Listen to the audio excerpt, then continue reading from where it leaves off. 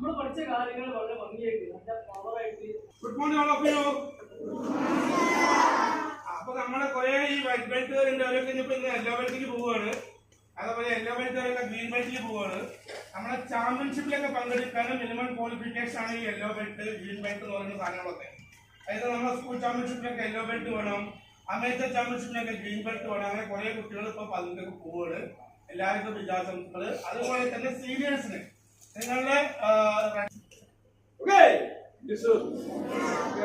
നിങ്ങൾ സെപ്പറേറ്റ് ആയിട്ട് എല്ലാവരും അടങ്ങിയിരിക്കില്ല. പേര് വിളിക്കുന്നത്